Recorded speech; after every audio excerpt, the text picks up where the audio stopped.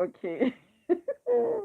I'm busy crying right now because I had already established a very good momentum in the previous life, and now I'm having to do this again because I'm unfortunately on call duty, and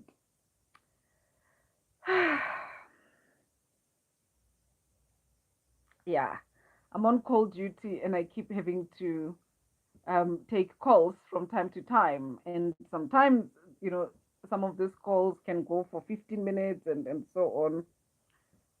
So this is why I ended up having to end the live. I should have warned you guys, which is something that I'm doing now and I'm going to keep doing throughout this stream. All right. I just, oh, I, I'm crying. I don't want to lie. I'm crying because, we were having such a great conversation there. We were doing so well in the previous live. You know, I wish it didn't have to end that way. I really do. Okay, so let's just give it. I'm busy apologizing here if you were part of the previous stream. The stream was interrupted by a call, and so if this keeps happening, I might keep having to just end the streams, and but I will tell you, if I'm ending the stream, and then I'll keep coming back so that we can continue with the conversation. All right. So um, I'm going to summarize where we were, a few seconds ago. I was going to do my mantra, but I'm not even going to do it because, yeah, I was really just crying.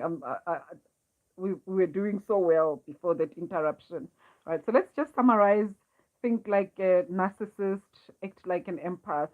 So as I said, the reason why it's um, it's been so long since it has taken so long for humanity to come to a point where we finally are able to see narcissists and narcissism for what it is.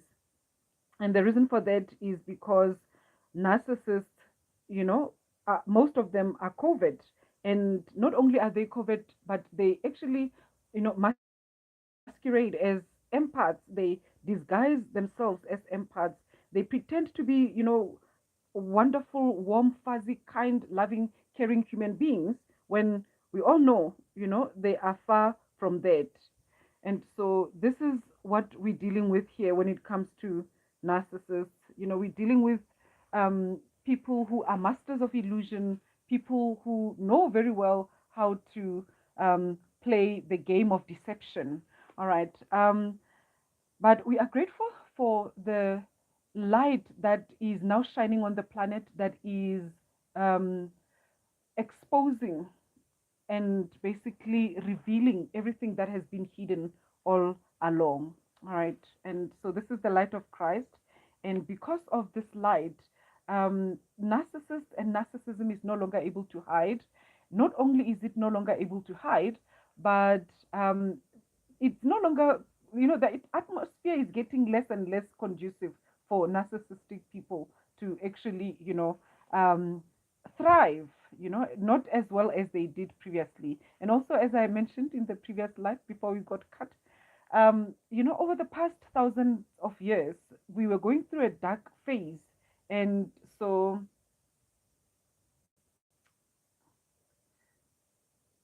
we were going through a dark phase. I do beg your pardon. I was just reading some chats here because, people are busy trolling. And so if you keep trolling like that, you're going to get, what's the word? You're going to get timeout. Okay. And also, if you are here to flirt, um, you also not going to, like, this is the wrong space for you. If you are here to flirt, this is absolutely the wrong place for you. All right. So it might be better for you to actually, move along to another channel, another live stream where you're going to, find exactly what it is that you are looking for. I'm not here to flirt. I know I'm looking all nice and fly and everything. I know you like my colors out of her, but please, I'm here to actually do the work of God. All right, so move along. I'm going to you Kitab Kadiwana. I'm going to, is it Kitab, whatever this is. I'm going to put you on timeout. All right, actually, let me do that now because um,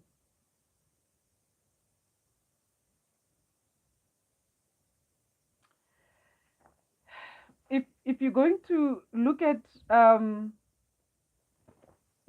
if you're going to look at this,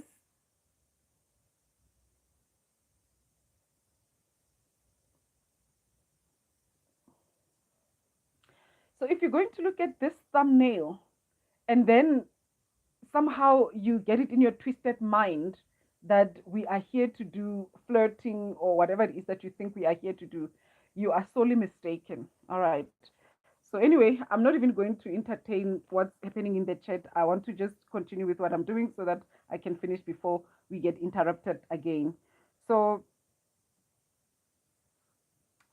over the past few thousand years, we've been existing in a very dark paradigm, and as such, it's been very difficult to identify people that are of a low vibrational frequency, particularly narcissists.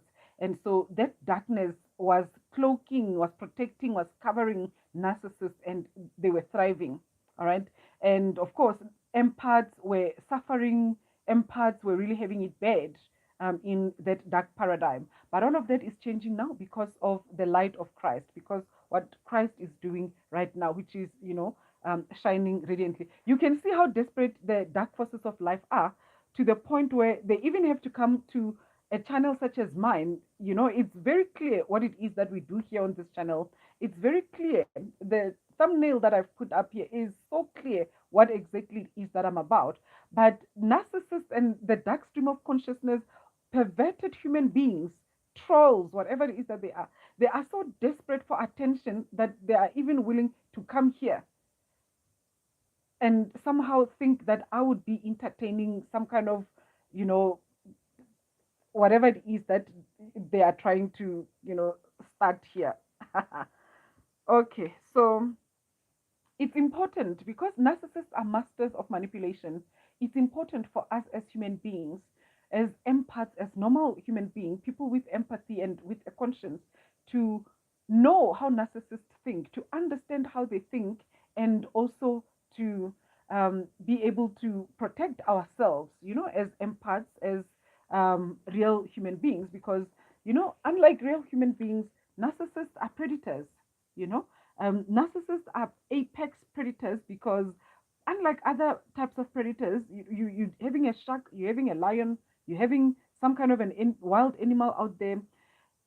They can't talk, they can't deceive people, they can't get a job whereby they can use their financial resources to influence situations, to influence people, to influence um, you know all sorts of decisions or whatever it is that could be happening out here in the world. They have, you know animals don't have that luxury, but human beings have that. All right.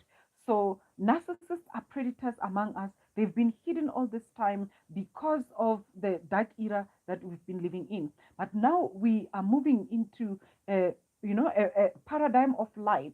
We are moving into a new dispensation, the dispensation of the Christ essence, the light of God shining radiantly on the planet. And because this light is shining radiantly, we are a little bit of turbulence because the momentum of the dark forces of life had already been established. So now that things are changing, now that a new momentum is being developed, what is happening is there's a little bit of that turbulence between now and the time when things would have been completely changed. The tables would have completely been turned, just like how it was in the past where empaths were the minority and narcissists were the majority, believe it or not. We are now moving into a dispensation where empaths are going to become the majority. It's actually happening quite a lot. And then narcissists are going to become, it's happening rapidly. That's what I was trying to say. And then narcissists are going to become the minority.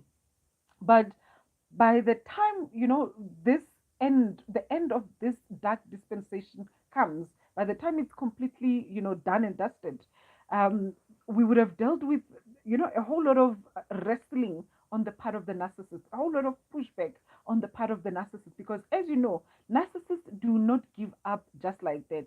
Narcissists would rather destroy everything before they give up. You know, a simple example that I always like to use with regards to, it's not a simple one, it's a grander worldwide scale example, is one that has to do with, the left side, this socialism type of movement, isn't it? This woke movement, because that's really what it is. And it's a socialism movement, it's a liberalism movement. But what it really is, it's a narcissism movement. That type of a movement in politics, right? It never ever accepts defeat. It will never, before it accepts defeat, it will destroy everything in its wake. All right. And so this is what we are dealing with when we are dealing with the narcissistic spirit. All right. So there's going to be a little bit of turbulence. And this is why, I've decided to dedicate part of my channel to prayer, you understand, so that we can, allow the invisible forces of life, the divine, the higher exalted beings to intervene on the part of humanity, on behalf of humanity during this dark phase that we are going through. Because this is really the war of all against all. This, like, we are going through some of the most trying times, I don't know if, I'm sure, things in the First World War and the Second World War have been very dark, you understand. But, in our generation, we've never seen it this dark. All right. It's like something good is happening at the same time, something amazing is happening.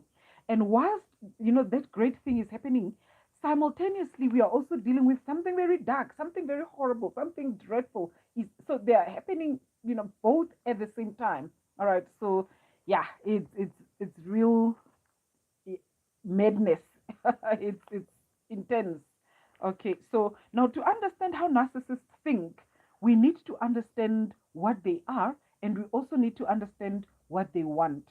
Okay, and then lastly, we need to understand how they go about trying to get what they want. Okay, so I'm looking at this comment here and I'm thinking, some of some of these people here, let's just see if we can.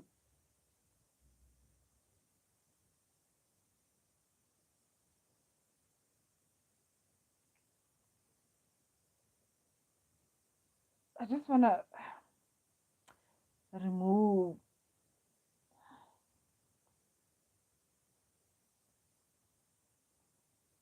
Okay, all right. um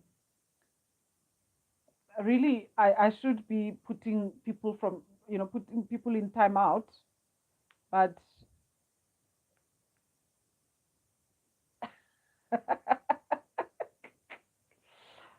Ooh, dear Lord,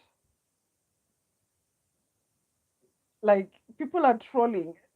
Of course, narcissistic demons are trolling, because what else can they do?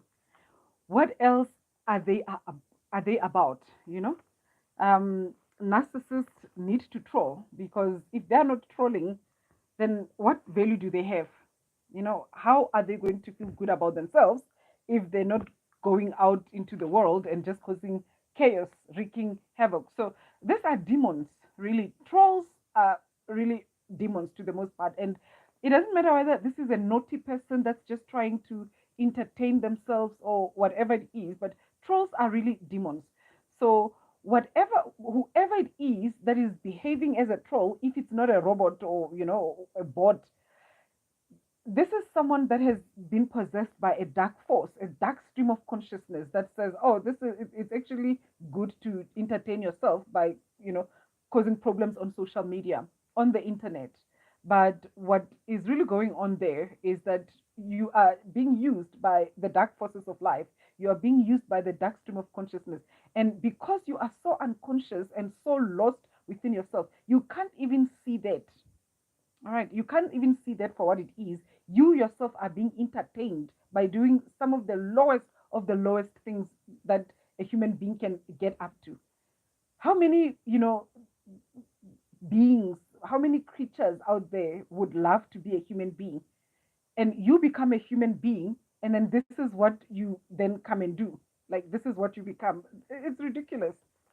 You've got this gift of being human. You've got the benefit of using the internet. You've got the benefit of, you know uh, tapping onto live streams, accessing all this information, or even doing your own live streams yourself. Instead of doing that, you're doing the lowest of them. So you yourself are literally occupying the position of the scum of the earth. Like, that's just that's ridiculous. So anyway, how do narcissists think? To do that, we need to understand what they are, what they want, and how they go about trying to get what they want. All right. So we're going to look at that as well. So, and then to, establish what narcissists are, this is what we need to understand. Narcissists are people of the Antichrist stream of consciousness. They are sons of Belial, as the Bible would say, as Edgar Casey, the sleeping prophet, would say. These are sons of perdition. These are serpents and their seeds. All right. And as I always say, in this world, truth is stranger than fiction.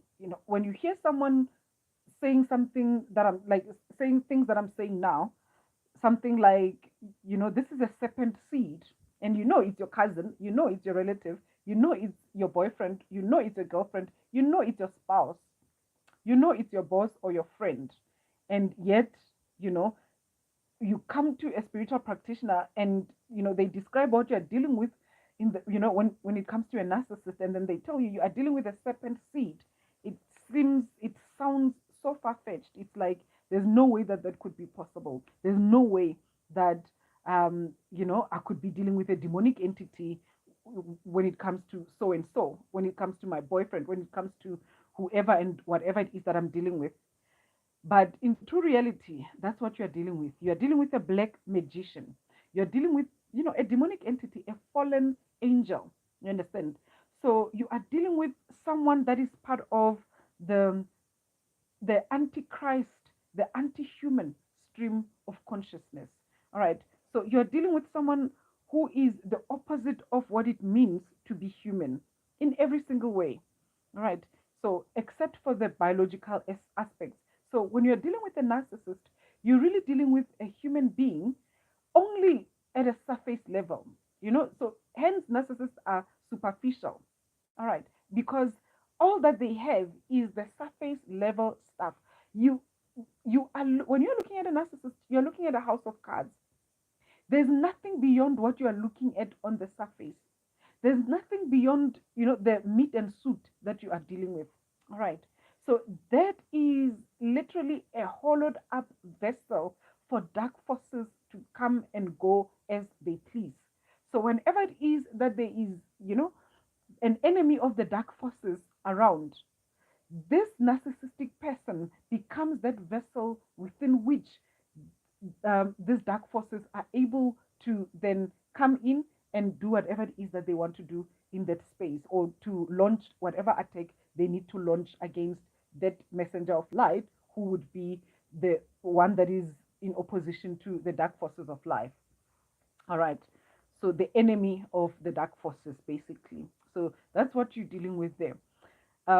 They are opposite of what it means to be human. All right. So they cry, they eat, they laugh, they go to the bathroom, they do everything that every normal human being does, except one thing that other human beings do that they don't do. Other human beings do empathy. Narcissists cannot do empathy. Other human beings do conscience, remorse, self-reflection. Narcissists cannot do that. All right. So narcissists don't have a self to reflect on. They don't have a self that will feel guilty about anything. They don't have a self that will connect to another human being in the way that a normal human being connects to others. They don't have that. So they don't have this thing, they don't have a pulse. All right. The heart is beating from a biological perspective, but from a spiritual perspective, there's no pulse there. There's no warmth of heart there. All right. So all that there is emulation. All right. So it's mimicry, it's running programs. You understand? Hence, narcissists, to the most part, they fare well in a system where everything is just routine, and I'm not saying everyone that is okay with routine is narcissistic. All right.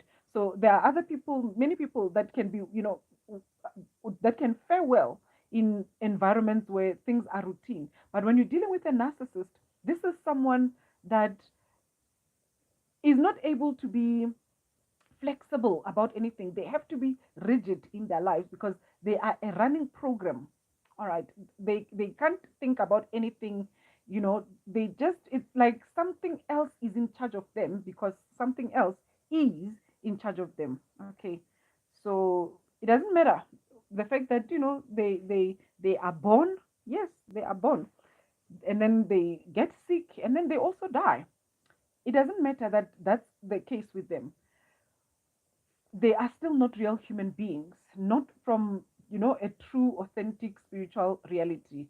I really believe that one of these days we're going to deal with situations where, this massive disclosure, takes place on a worldwide scale as well, whereby it's being revealed to humanity that some of the humans that are walking on this planet are not real human beings. Some of these people have probably been manufactured in some labs somewhere in some underground type of, setting, and so on. So this is what we are dealing with here. We are not dealing with real human beings. God knows where they all come from.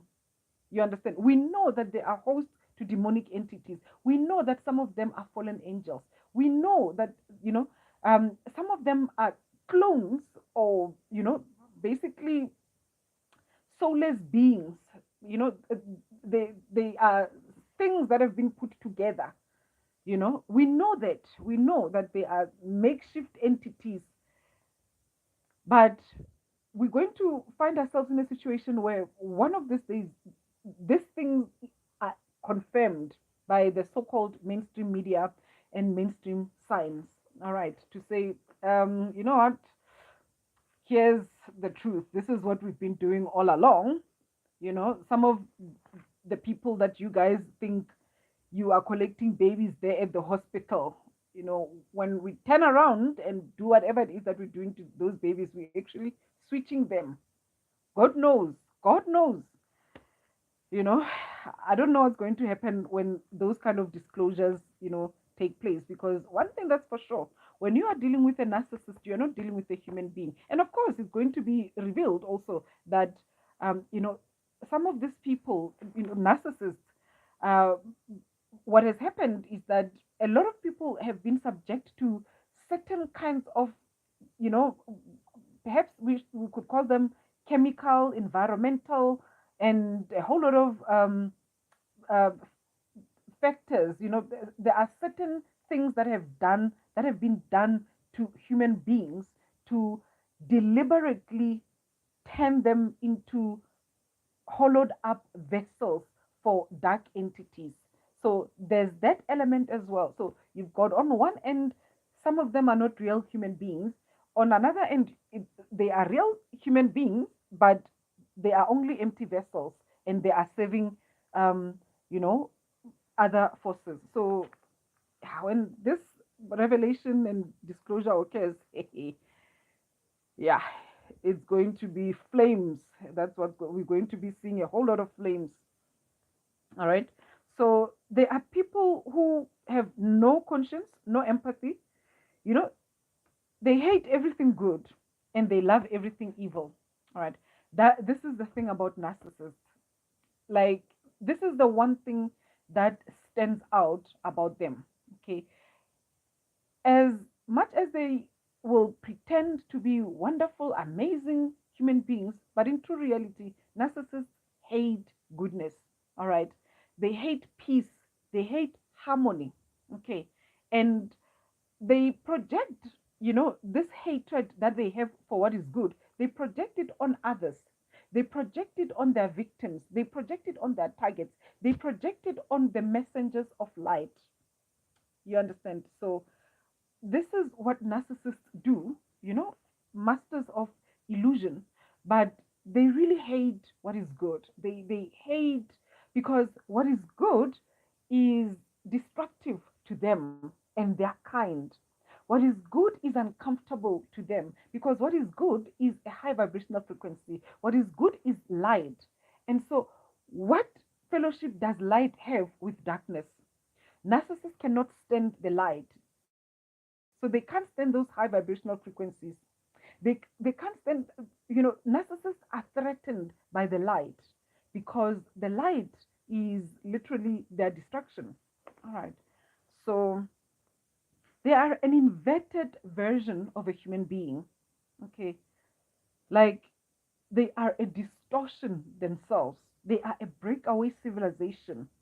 And unlike your typical breakaway civilization, that would be maybe in Mars, or that would be, in some other secluded island here on Earth, or some other secluded part of whatever country. No, this breakaway civilization is literally hiding among us as part of us, isn't it? So that's what we are dealing with. I tried to actually draft a chart, and I ended up going through a whole lot of pages. And the chart that I was trying to draft was one that was going to distinguish, or to basically help us. It was going to depict, right, and illustrate the difference between the consciousness of a normal human being or an empath and the consciousness of a narcissist, so that you can see the stark contrast that, it's so hard to believe. Like, I don't want to lie, I've been studying this for at least, more than 30 years, right? And you know, I mean, this thing has been proven by many people, psychologists and psychiatrists and, people in the mental health space and in the spiritual space as well. But I don't want to lie to you. Like, I still, like, it's not that I'm struggling to believe it, but it's like, it for real. So I do beg your pardon. There might be some noise as well in the background because I've got neighbors, I've got people, and sometimes kids are playing as well, and so on. So just uh, bear with me with regards to that. So what I was saying is that, so it's like, as much as I know that this is real, but it's like, whew, can you believe it? Can you believe that we are living in a day and age, and we've been living in this day and age where there are human beings among us, but they are not part of us. That human being is your own blood relative, your own spouse, your own colleague, your own friend, you know, someone that you work with, someone that you work for, someone that works for you. And that person is not even real, you know, in this day and age. And it's not a new thing, it's something that has always been there. We've always been existing in this day and age, or at least for the past few thousand years, where we have beings among us that are presenting as one of us, as part of us. They are part of us in every aspect, in every single way, in every single aspect, except for one: no empathy, no conscience. Can you believe it? So, the example that I gave last time is this one where, with the narcissist, it's like the narcissist is going this direction. So these are the two streams of consciousness, and then this is this direction is the human stream of consciousness. This is the narcissistic stream of consciousness. So the narcissist is going this direction. This is a devolutionary journey. So these are beings and souls who are literally just devolving. All right. And then humanity is on an upward stream of conscious, on that upward trajectory. So they are evolving. All right, we are evolving as humanity. And so what I want to, because as I was saying, I did a graph and then it didn't work out because, I just kept having to find new words and cancel other words out and so on. But so this is to help you understand how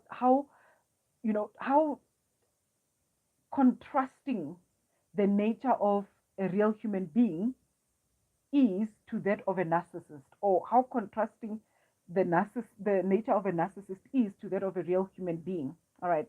So, for example, when a real human being is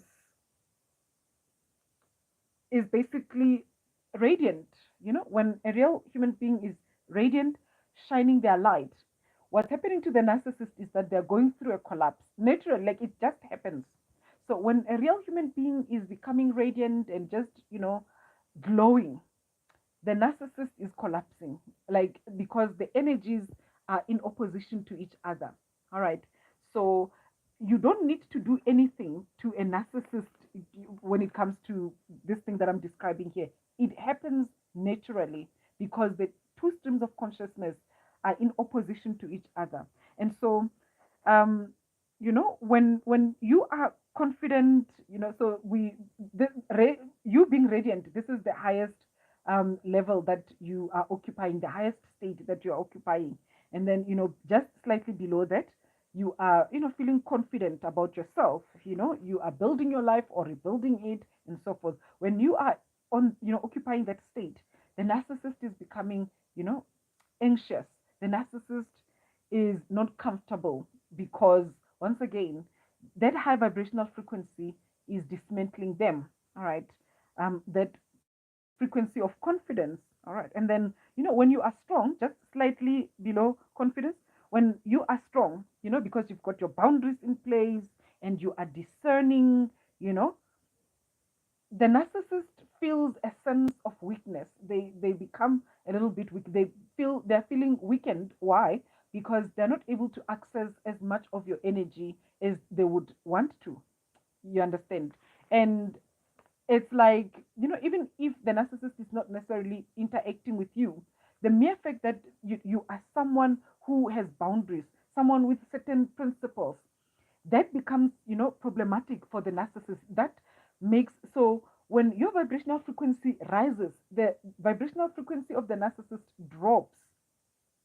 Okay, because they are of an opposing stream of consciousness. They are of the dark stream of, so when the light shines, then it swallows them up because of their dark nature. All right. So those boundaries, even if you're not necessarily, interacting with the narcissist, as I said, the mere fact that you have them from a spiritual perspective, it becomes a problem to the narcissist. It weakens them. All right. And then, now moving to a slightly lower vibrational frequency. So we started, on top with radiance, and then we moved down to confidence. Then we moved down to strength. When you have strength, and of course there are things that you really get when you are in touch with the higher forces of life. All right. And in touch with true reality, in touch with God, in touch with the divine forces of life, in touch with true nature, authenticity, your true self. All right. And then, so when you are doing the healing work, all right, so you are working on yourself, you are moving past generational curses, you are moving past the issues, the social conditioning and the social milieu of this dark paradigm. You are moving past, the distortions and the psychic programs that are working against you and against humanity. So when you are there, the narcissist, occupies the state of panic. So basically they become uncomfortable, you know they haven't quite figured out yet what's going on. You understand? So when they were going through that state of anxiety, when they were feeling anxious, when they're anxious because you are confident, they're anxious because they have figured out that it's because this and this and that is happening. You understand? There's someone in their vicinity, And there's the energy, there's a vibrational frequency of confidence that's there. So they are uncomfortable because of that. But then when they are panicking here, it's because something has happened, but they haven't quite figured out what exactly is it. You are healing. So it's like you have moved out of that dark paradigm. It's like, they have lost a captive. You understand? So the narcissistic dark matrix and the narcissist sees you as a captive, as a prisoner of the dark paradigm. So, and the dark paradigm is you having no self, you being mind controlled, you being brainwashed, hypnotized, and all sorts of things like that. And so, as soon as you tap out of that and tap into a space of um, sovereignty, of divinity, of authenticity, reconnecting and realigning with it. As soon as you tap there, what happens with the narcissist is that that just creates panic. It's like, what just happened? Something is wrong. What is it? And then they have to scan the spiritual space, the psychic atmosphere to figure out what exactly is it that has happened. All right. So, and this is something that happens quite a lot with my clients. And I always say to them, please understand that when we do this healing session to help you to, reconnect to yourself and to cut cords and all sorts of things like that, when we do this, you must know that your narcissistic partner, wherever they are, they will know. They will immediately know. It's like if they were sleeping, it's like they just wake up like, wait, what just happened? Because they would have noted that they have lost supply, and but then they would have to figure out, because the thing about this narcissistic stream of consciousness is that it operates at such a low vibrational frequency. It doesn't even, it's like once it hooks you, it doesn't really anticipate the possibility of losing you, you know especially like, so they know that you might leave them, you might walk away, from the relationship, but they don't believe that you can actually unhook from whatever it is that they have hooked onto you. They don't believe that it's possible to end those soul ties, to cut the cords that connect the two of you. They don't believe that it's possible for you to be spiritually free from them, because they are aware that there's something that's spiritual there that they have tied you onto, or that they have tied onto you. They are aware of that. And so they don't expect that you can, because they know how deep, dark, and twisted this thing is. No one, ties things like a narcissist. Narcissist, when it comes to entanglements, narcissists are super, like master entanglers. All right. So they will entangle you and entangle you and entangle you with a whole lot of spiritual cords. All right. And what, as soon as they tie you up like that, they are not expecting you to be able to come out of those tied up cords. All right.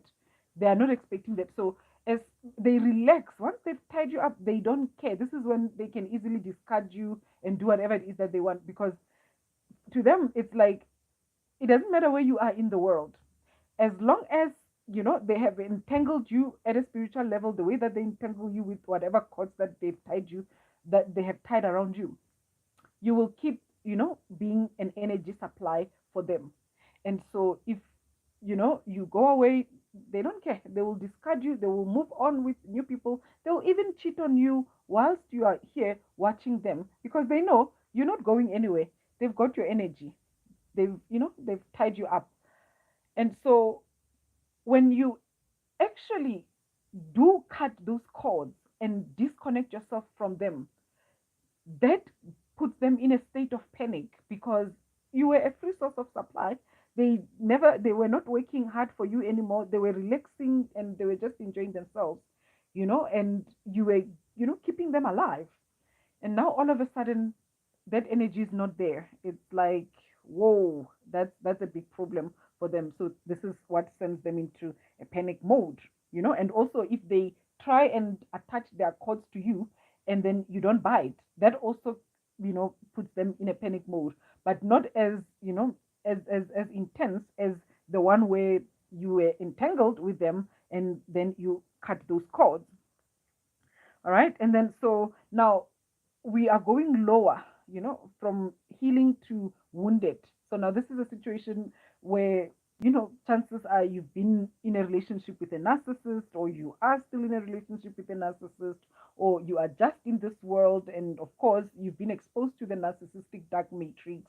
And so it has messed with your psyche, it has messed with you, and so you are wounded. All right.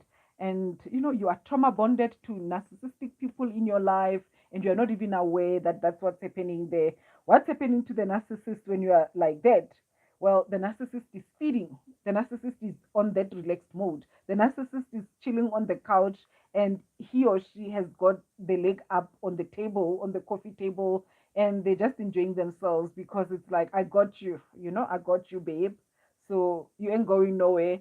I'm cool. I'm great. I'm doing well. All right.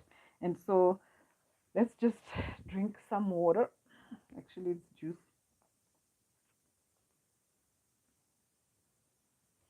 So, and then we're moving lower in this scale. And now, you are anxious.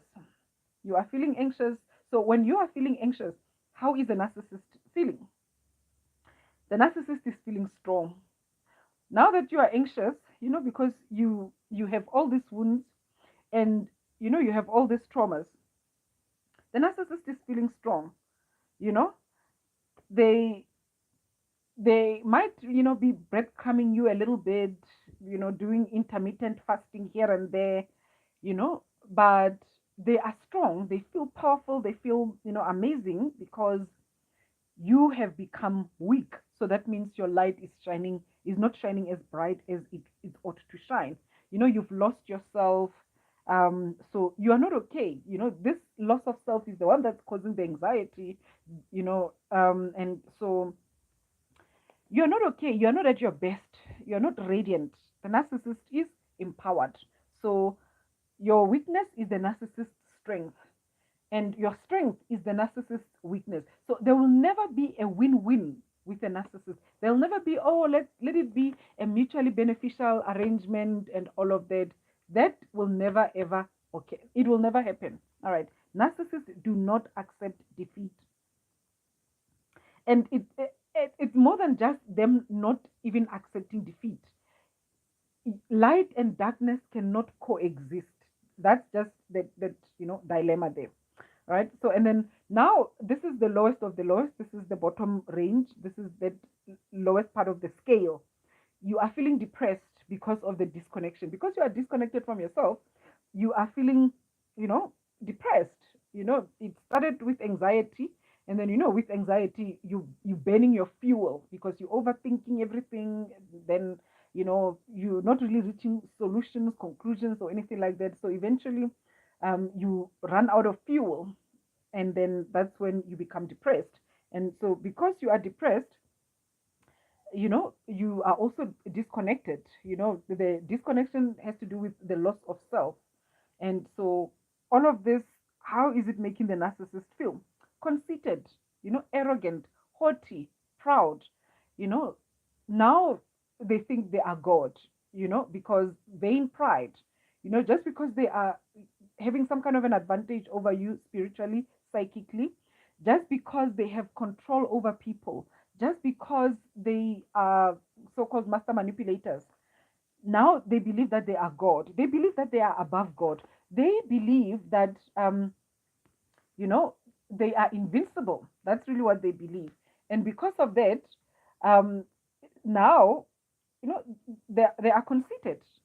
So this is how it works. So now when you begin to move upward on that scale, you move from depression back to anxiety. So basically with that anxiety, you're looking for solutions once again. And perhaps this time around you realize that, oh my word, I'm actually wounded here. And then it's because of the trauma bonds. Then you start taking action. You say, okay, fine, let me begin to heal. So you're moving up that scale. And as you're moving up the scale, the narcissist is coming down from their high horse. All right. So, and then you begin to heal. You heal and integrate. You do the soul work. you do the somatic work, you do the inner work, and then you keep moving upward on that scale of that, the energy tracking scale. You move upward, and then you are feeling stronger because you are having boundaries. You are removing the narcissist from your life. You are limiting contact or cutting contact completely. So basically, amazing things are happening there. And then this strength is giving you confidence. You are moving up. All right. So confidence to build your life again, or to rebuild, or to do things that are actually beneficial to you. And then you are becoming radiant, you are shining your light. This ultimately leads to the narcissistic collapse. So this is where now the narcissist will make sure that they run to the arms of the narcissistic supply. And because throughout this other time, as you were busy building your strength and confidence, they're busy trying to parade that um, other narcissistic supply to you, to see if they can bait you into you know coming back to them. They're also trying to hoover you as well. They're doing all sorts of things to try and get your attention. It's not working because you're moving up the scale of the energy, the energy tracking scale. You're moving up there, and you are getting to that point of radiance. And as soon as you arrive there, this is where the narcissist now has very little to no strength to be able to even keep fighting the fight. All right. And so this is when they will run to the arms of the next narcissistic supply, and try and parade them again to see if it will do anything. And majority of the time, they usually just never ever want to see you again, until that point where you know things have dried up a little bit with the new supply.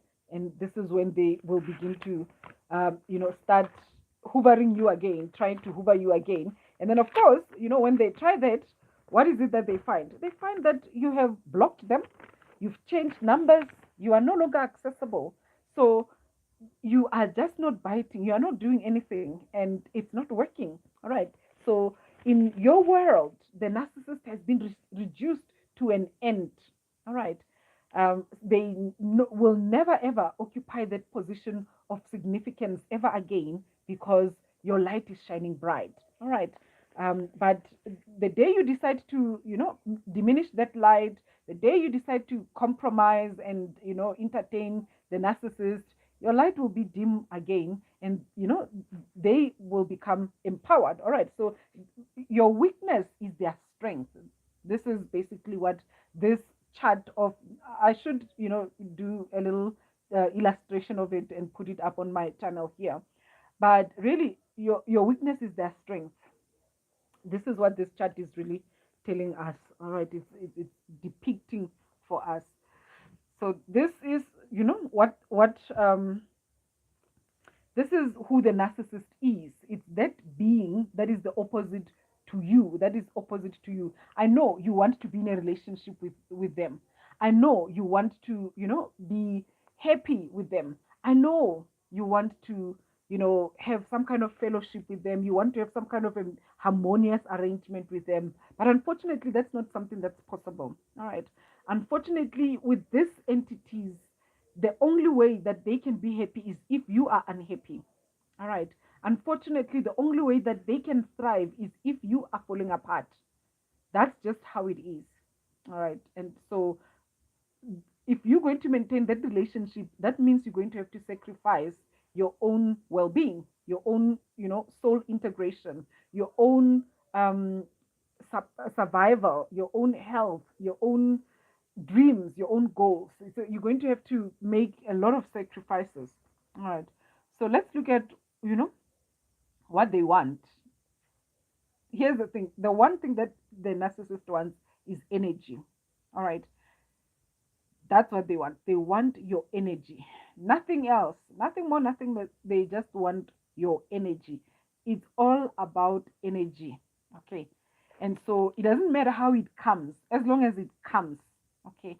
And so everything else that I will be mentioning after this, really, it still speaks to them, getting that energy. They want your suffering. Why do they want your suffering? Because it's energy to them.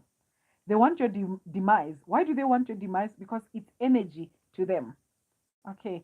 So they want a good reputation. Why is it that they want a good reputation? Because it enables them to get energy from people. All right. They want lots of narcissistic supply. They want praise, they want adulation, attention, affection. They want lots of friends, lots of associates, lots of people surrounding them. Why? Energy. All right. So they want lots of lots of narcissistic supply, which is energy. Okay. They want ultimate power and control. Why? Because it guarantees them energy. Okay. So that's what they want. So they want your energy. This is them, how, when the Bible says they come to steal, that's the stealing part. They want your suffering. That's the part where they destroy.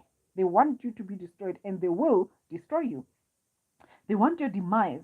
So that means they want you to die. They want to kill you. And of course, 90% of the time, they're not going to take that weapon and, kill you like that. They're not necessarily going to, literally do that obvious mode of killing. They're going to do it in, roundabout ways whereby you're not going to be able to, trace whatever it is that has happened to you to them. All right, that's just how they operate. But all of this, they're doing it because it gives them energy. When you die, when you fall apart, they'll be the one that cries more than anyone else, isn't it? They'll be the one that, falls apart more than anyone else. They're going to use your death, which they, of course, as the means through which they also obtain narcissistic supply. All right. So this is how, this is dark. All right. These are dark things. Okay. And it's so unfortunate that we live in a world where we are having to really have such kind of conversations, where we are having to grapple with this depth of darkness. But that's the reality of the situation. All right. So everything that's wrong with the world is because of narcissism. Narcissism is what's wrong with the world. You look at politics. What's wrong with politics? It's narcissism. Right. What's wrong with society in general? It's narcissism. What's wrong with the mainstream media? It's narcissism. What's wrong with the corporate world? It's narcissism. What's wrong with institutions? Narcissism. What's wrong with religion? What's wrong with relationships? Why are families falling apart? Narcissism. All right. Like that, you cannot build anything where there is narcissism, because narcissism itself is a destructive force. All right. So that's what that is. This is what narcissists want. They want energy and all these other things which equate to energy. All right, or equal to energy. So how do they get what they want? This is how narcissists think, right? We are looking into, diving deep into what narcissists want. How do they get what they want? Through deception. That's just it. They will never ever be able to get what they want, through the front door, because the enemy will never come in through the front door and knock and say, hi, look at me, I'm the enemy, I'm here to steal, kill, and destroy. No. What the dark forces of life will always do is present themselves as something else other than what they truly are, isn't it? They lie, they manipulate, they practice black magic, they use coercion, they use guilt trips, they project, they will even use the discard to deceive you. All right. So they do everything to deceive you. Whatever it is that's going to ensure that they get energy, they will do it, but they are not going to do it the right way. Because once again, if they have to do things, in a straightforward way, that exposes them, and exposure is annihilation to a narcissist.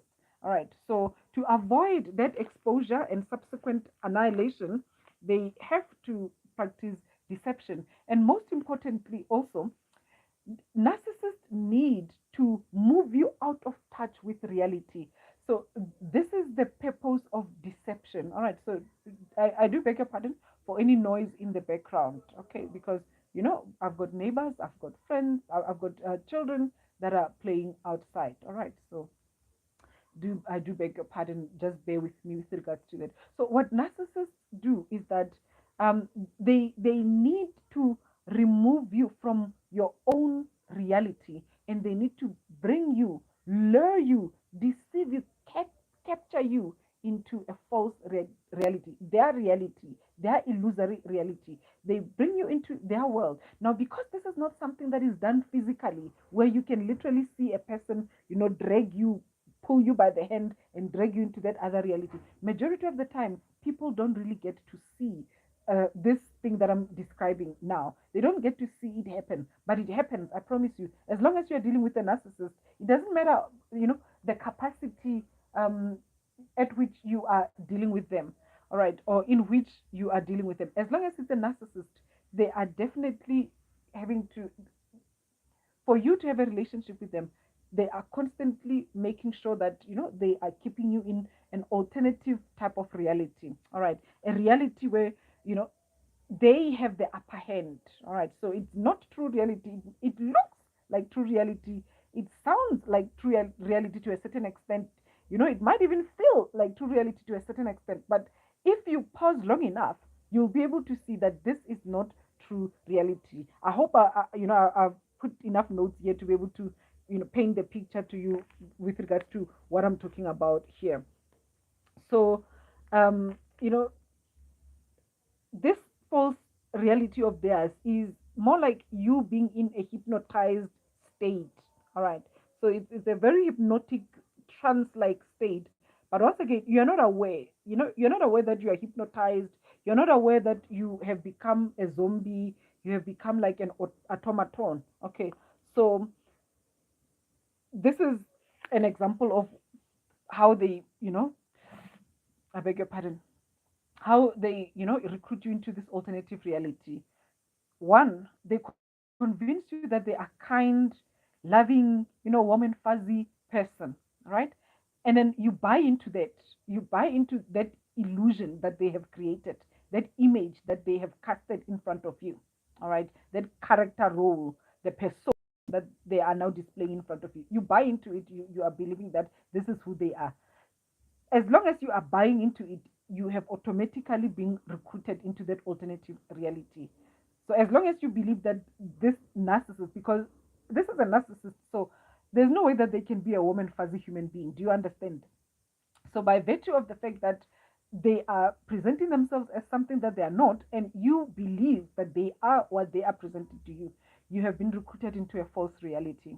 All right. So now you are in this reality where the narcissist is this amazing human being, and that reality doesn't exist because the narcissist has never been and will never be an amazing human being. They convince you that they are financially well off. How many of you have been in relationships with narcissists? All right. You've been in a relationship with a narcissist, and initially the narcissist gave you the impression that they were financially well off. But as soon as you got into that relationship with them, then suddenly the narcissist has no job. Now you have to take care of the narcissist, or the narcissist has so many problems with their job, they don't even want to work that job, and or they had this big, thriving, prospering business. Now all of a sudden, all of that has collapsed, all of that has fallen apart. Now you have to take care of the narcissist.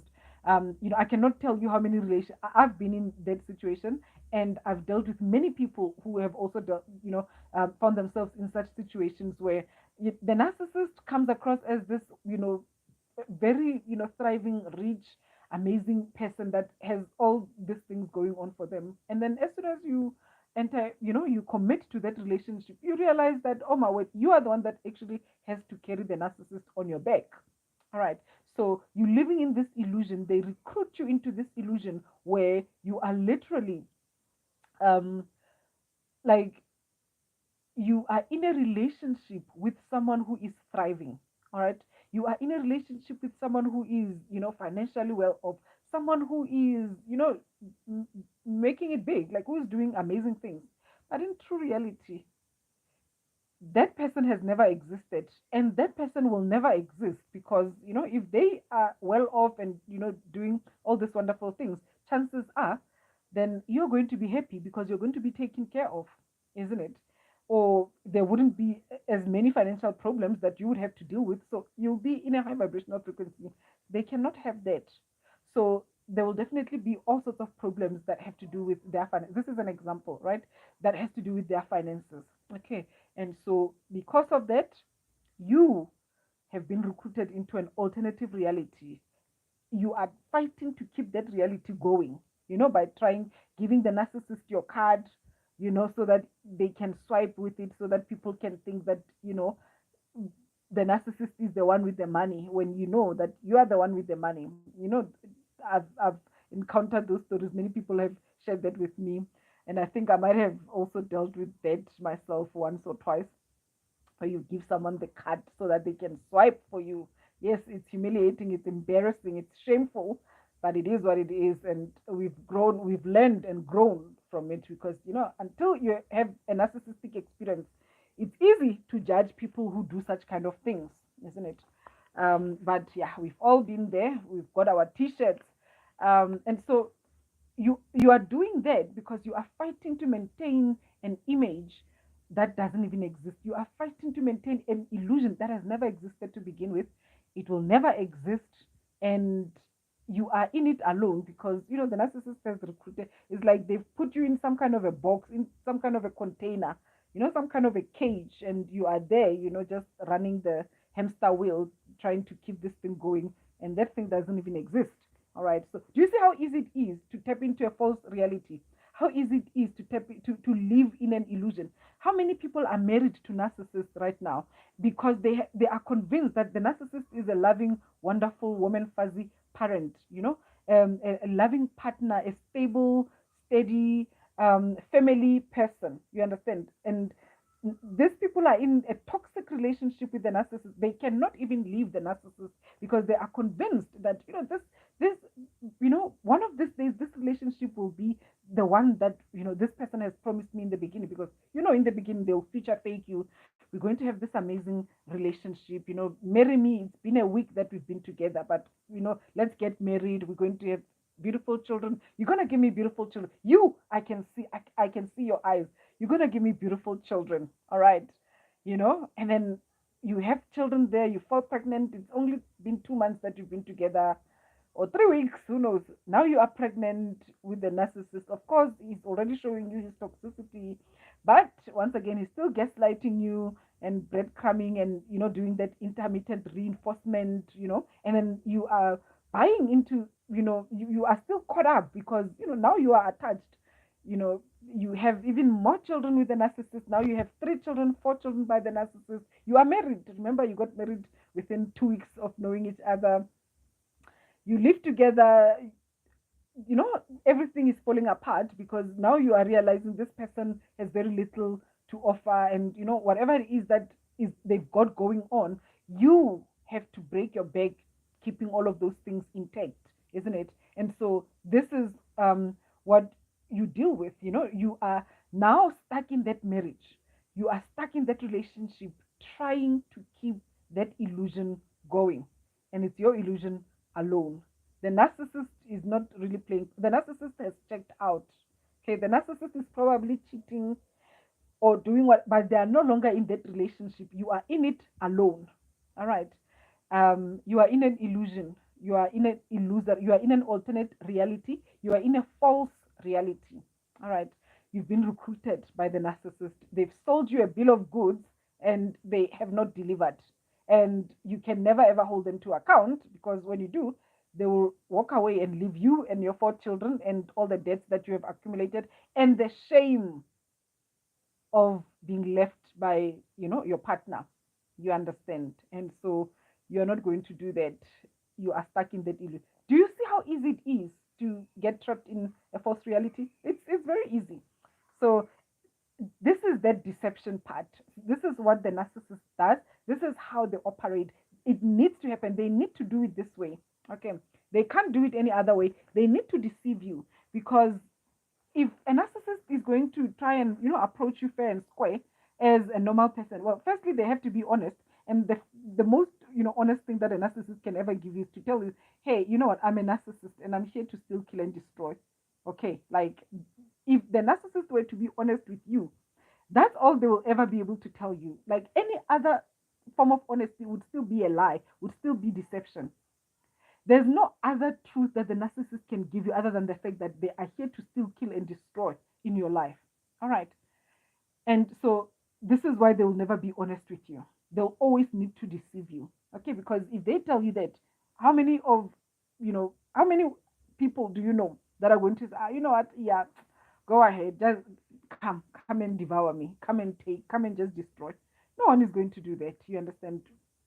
People are going to run, like they're not going to even stop until they know that they are safe. Okay, so This is why, no predator is going to come out and tell you, except, out in the wild. The wild is honest, the wild is pure, the wild is, what's the word? Is transparent, right? Not out of her. This is why the narcissist is the apex predator, together with all the dark personalities, because they've got that luxury of being able to use the tongue to deceive, isn't it? And everything else that, human being, the sexual stuff. They've got the they've got money. So so it's money, it's sex, it's lies. All right. So these things are the three things that narcissists use to their advantage, that other animals, don't really have, because, in the animal world, you don't use these other things for such things. It's like, you know but here in this world, with animals, right? Once two animals sleep together, depending on what kind of animals they are, most animals or some animals, they sleep together and they will, move along with life. It's not like they have a relationship. It's for reproduction and whatever. But here, the with this paradigm, or should we say this kingdom, the human kingdom, it operates differently, isn't it? There are soul ties when you sleep with someone. There are demonic entities that you find yourself having to take on when you sleep with someone. So there is a lot that goes into that whole thing of sleeping with someone. And so a narcissist would love to do that, because then when they put you in that situation, then they've lowered your vibrational frequency and they want that. They need that. They need to lower your vibrational frequency. You understand? Whereas that doesn't, it doesn't work in the animal kingdom. Okay.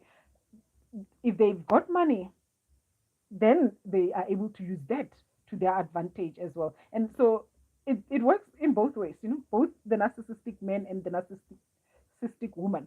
They will use money, they will use sex, and they will use um, what's this? The tongue, all right, to deceive. Okay, so let's see what else will they will convince you that they love you. That's not real. That's an illusion. If you buy into it that the narcissist loves you, you are in an illusion, because a narcissist is not capable of love. There first needs to be a human being there to be able to love.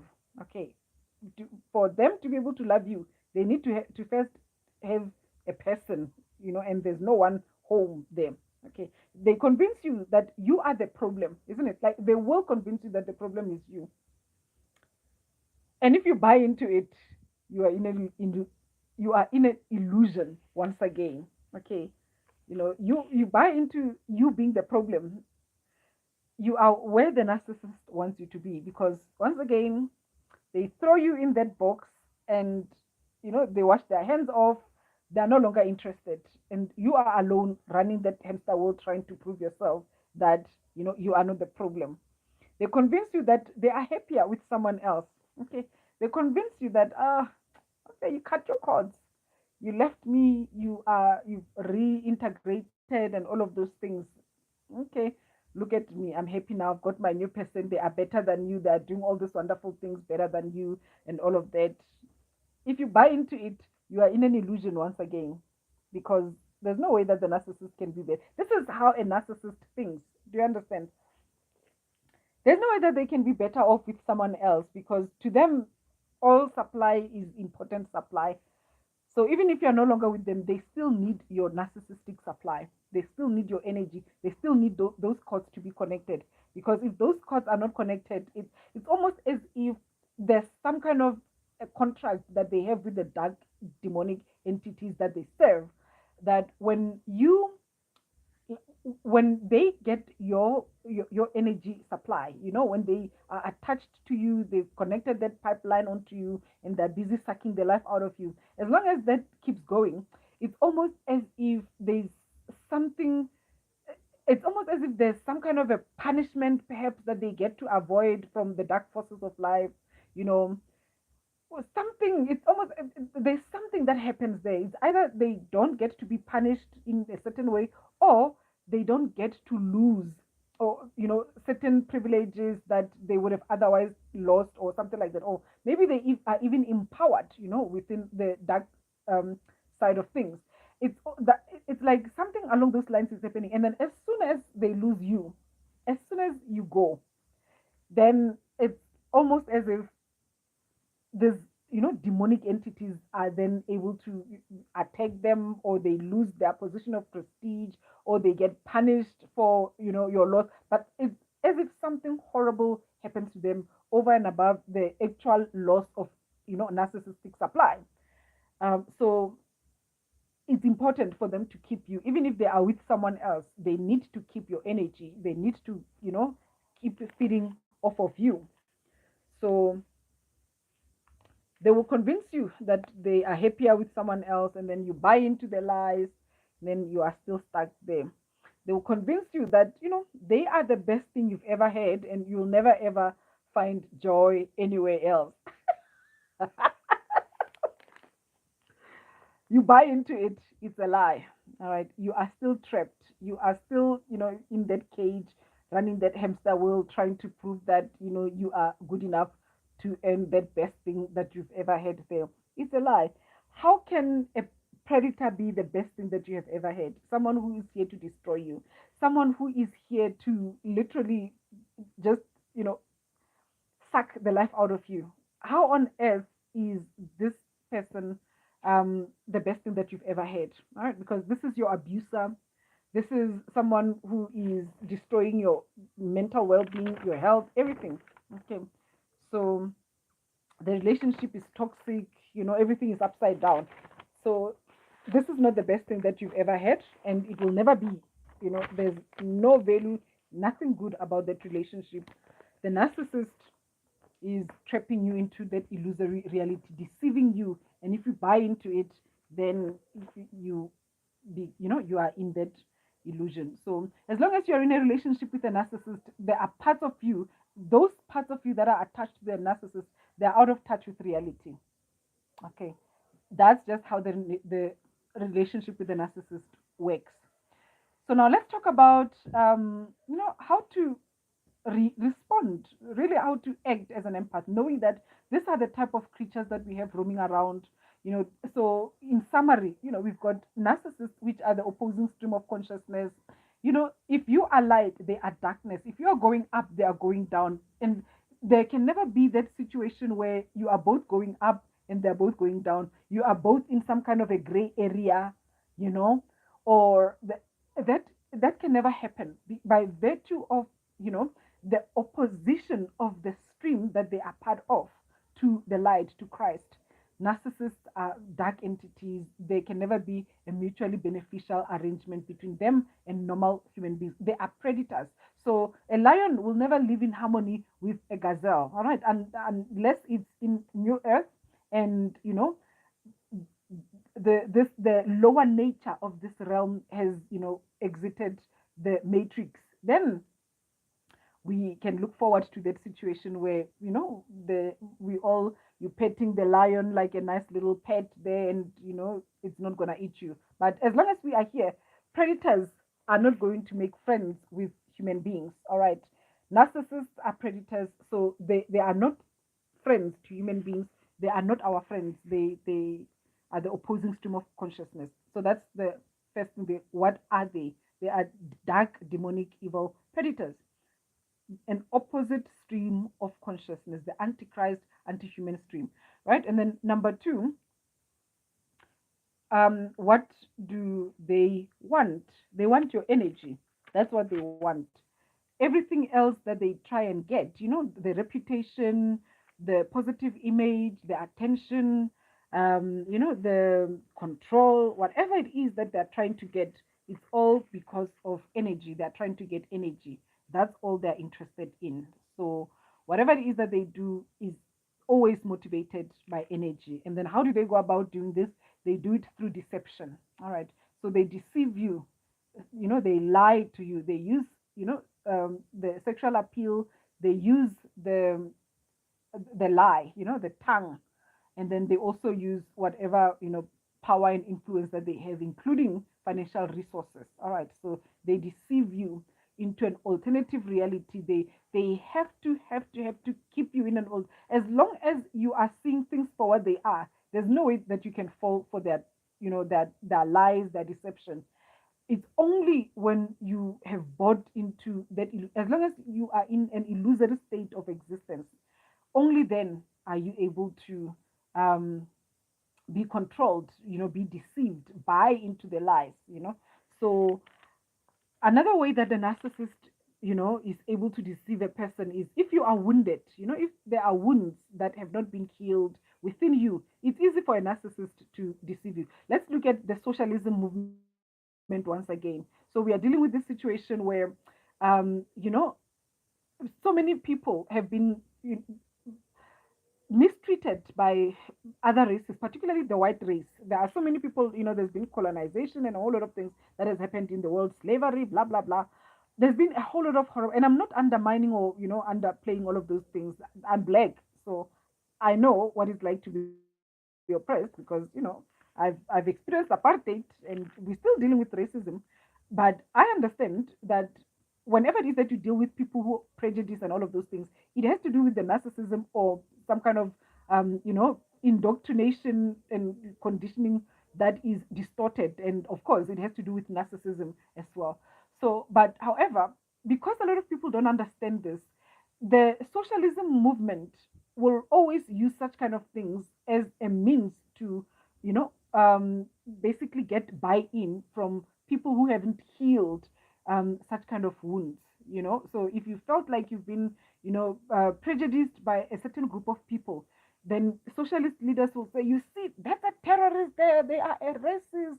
Don't vote for them. Vote for me because, I will make you free. I'll take care of you. I'm black like you. I also, come from an under, and what do you call this? Whatever uh, underprivileged background or whatever they call it. So I come from that place. I'm just like you. So vote for me.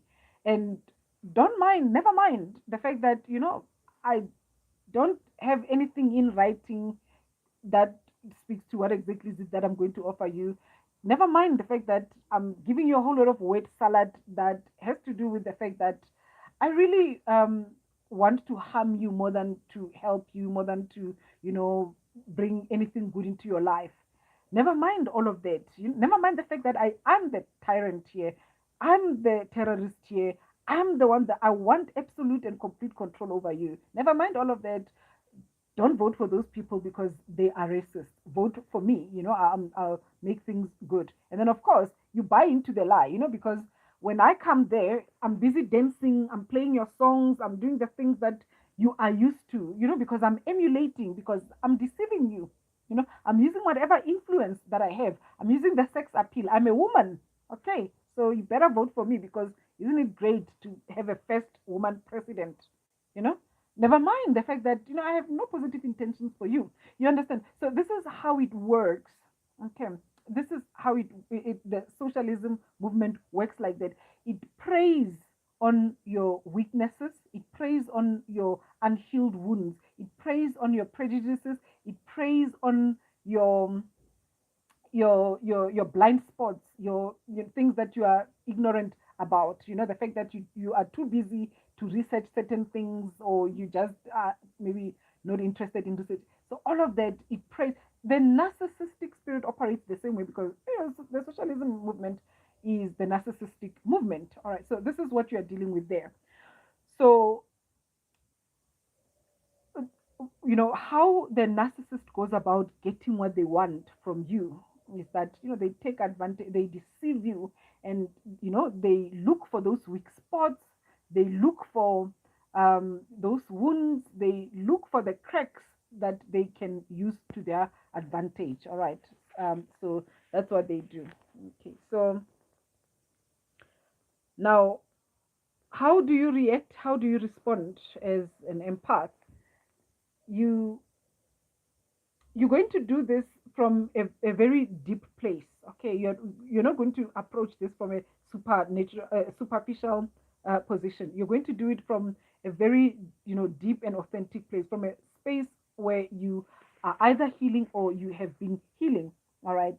Um, because if you're gonna approach this from a surface level perspective, it's going to be futile, because this is a spiritual war. Narcissism is a spiritual thing. When you are dealing with a narcissist, you are not just dealing with a person, you are dealing with demonic forces, rulers and principalities in the spirit realm. And so they know where your strengths are and where your weaknesses are. And so, if you're going to try and approach them with your own intellect, your own cleverness, and all of that, it's not going to work. It's going to work against you, okay? Because they're going to see whatever spots, and then, they're going to know how to manipulate you. All right. So, it's so important to, come from a position of authenticity, and very importantly, to make sure that, you are trusting in the invisible forces of God, of life, God, source, life, angels, and all the exalted beings to fight on your behalf.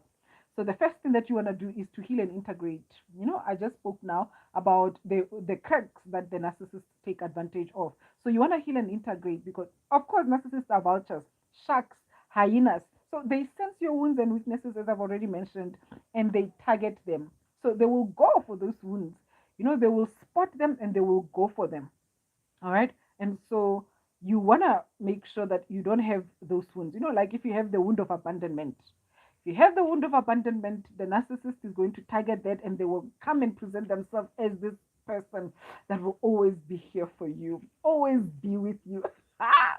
The narcissist, dear Lord, that we have to laugh about it, right? So, like, we have to laugh about it, because if we don't, we're gonna be crying, isn't it? So we might as well just laugh.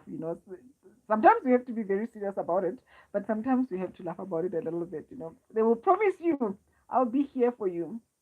They will even play songs for you, isn't it? They'll be playing those songs about how that they'll always be here. They will never go anywhere. All right. And then, if you fear rejection, they will literally, compliment you, make you feel like you are the most beautiful, amazing, person in the world. All of these things, they'll only do them for 5 minutes. They're not going to go beyond that. As soon as they've, secured you as a narcissistic supply, then they will, disconnect. They will completely disconnect. They no longer care about you or the relationship, isn't it? But they will, deceive you using your unhealed wounds. So you have the wound of rejection, and the wound of rejection creates the fear of rejection, isn't it? So this is how then they come there. If you have the wound and fear of rejection, you might have the wound and fear of how you look, how you appear. You understand? Here's the thing. So I come here on YouTube, and I today I played with the colors. One of the trolls here was saying that, and thank God this is not a fashion uh, channel, isn't it? This is me, sharing with you about the spiritual nature of narcissism. But I do play around with colors and all that. So today, yes, I did play around with colors a lot. And but under normal circumstances, you people don't do this majority of the time, isn't it? And so we all know, we've got our quirks, we've got our shortcomings, and whatever they are, isn't it?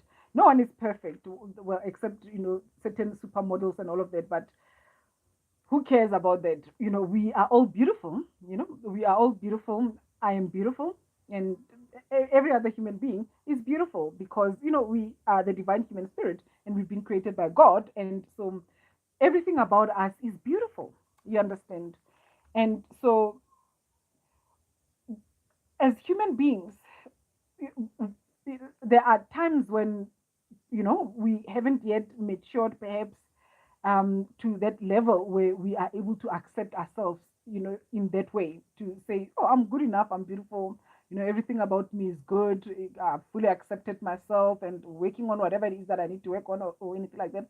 But I am good enough, just as I am, as a work in progress, because we will never arrive. I am good enough exactly where I am." So this is something that that you don't need anyone to reassure you on. All right. So, you are there. That's good. But when you haven't arrived there, what happens is that, a narcissist, when they come to you, they literally focus on those areas, and this is also another way that narcissists are able to identify um, whether you have this self-rejection wound or the wound of rejection, they will be complimenting you to see, your physical appearance, focusing on your physical appearance to see if you are going to buy into such kind of things, to see if you get excited about the fact that a person is complimenting your physical appearance. And you know i I also find myself dealing with this, as a woman, going out here in the world, and many women also deal with this. I'm sure they do, and I'm sure also some men deal with that as well. You go out into the world, and so a man will come to you, and they will compliment how you look. And sometimes these people can't even help but look at you in a very perverted way, in a very sexual way. Like, you can see that this person is literally undressing you as they are complimenting you like that, and you're thinking, wow, okay, this is the kind of things that people fall for. So if your self-esteem is low and you really want someone to embrace you, you really want someone to, acknowledge you and appreciate you, and, validate whatever it is that you need to be validated for. You fall for such kind of things, you understand? And but yet this person is making it very clear, you know, and so because of that wound, it's like, it's because the wound is there and it's not healed, it's serving as a blind spot. You are missing out on the fact that this person is actually undressing you, as they are talking to you, and that's not flattering. That's not a compliment for someone to undress you, because this person is perverted.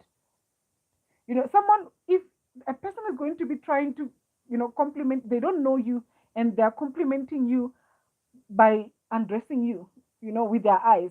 That's not a compliment. You understand?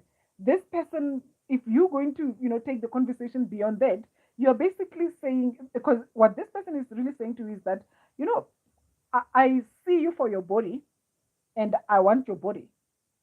And so you're going to entertain that, unless if that's what you're looking for. But if you're looking for something else, when someone, approaches you in that way, that's that's a red flag right there. But you miss the red flags. We all have missed red flags when we didn't know what we didn't know, isn't it? And then you remember, right at the end, when the relationship has fallen apart, and you are now reeling because the monster has revealed himself. Then now you are remembering, oh my word, the first time I met him, he complimented me, and he was looking at my behind, looking at it as if it's a roasted chicken kind of a situation. You understand? And so you're thinking, oh, I should have noticed that as a red flag. But how do you notice it as a red flag if you are not healing? Because it's not a mental thing. This is what I'm trying to hammer here. This is not a mental thing. This is not something that you make, your mind up about, to say, yes, from now on, people who look at me this way, I will not do that and that and that and that. No, you have to approach it from a spiritual perspective. You have to really do the healing work. You have to do the inner work, because when you do the inner, when you approach it from a spiritual perspective, when you do the spiritual work that needs to be done when it comes to this particular issue, what happens is that even if they bring a new trick next time, you will still be able to see it, because the invisible forces of life would have been empowered. You would have created space within your psyche for the invisible forces of life to intervene, so that whenever it is that deception comes through into your life, very quickly you are able to see it. When someone comes and tries to deceive you, you are very quickly able to see that, oh my word, this is a deception, this is that. And also you have gotten to a point where you now know and understand yourself. You've got principles, you've got standards, and you know that there are certain, this is a certain way that you expect to be treated, and this is a certain way that it's just not going to work. And so when someone comes at you with a particular approach, you just know that, no, this is not for me. You understand? So that's that. If you don't feel like you are good enough, this becomes a wound. This is a wound. It is a wound. It becomes a blind spot. You understand? Because then that means, when someone comes, you are, you become this thing that people like to say, pick me. You've got that energy that says, oh, pick me, approve of me, like me. Um, accept me, take me on, that kind of a thing. So you don't want that, you don't want that. So it's an energetic thing more so than anything else. So before it's an intellectual thing, before it's a mental thing, it's an energetic thing. You work with it from a spiritual perspective. Don't compare yourself to narcissists, particularly if you're a woman. Don't compare yourself to narcissistic women. You know, narcissists naturally are magnetic because remember, they're empowered by the dark forces of life. So they've got a whole lot of things that, not all of them, but some of them, they've got a whole lot of things that they are always cooking there that are drawing people to them. You understand? There is something about the way that they've been designed and wired that is appealing to a lot of people's blind spots and wounds and ignorances and all of those things. And unfortunately, there are a lot of people that have those things. So people who find narcissists attractive, as much as it counts for the narcissist, because then it looks like, whoa, people love narcissists so much. So that means, oh my word, my phone is actually running very low on battery life.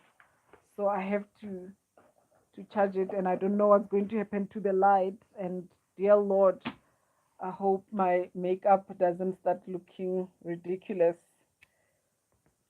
Okay, so now I need to charge my phone and I need to find the cord. So, where was I? Where was I with this? Um, where was I with the narcissism thing? Oh, yeah. So, narcissists, they've got, I'm just going to pause a little bit, all right? Just let's see if it's possible for me to even pause.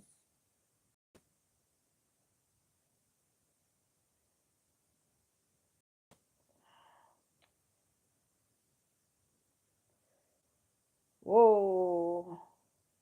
Okay, there's no way for me to pause, and I really want to. Oh, here we go. Hmm. Now I'm dropping things, and because my phone is about to go off, and God knows we cannot, you know. All right, okay, so our battery is charged. Unfortunately, the streaming is not, the light is not the way that it's supposed to be, and it's exposing the fact that my makeup was just meant for a certain type of light, right?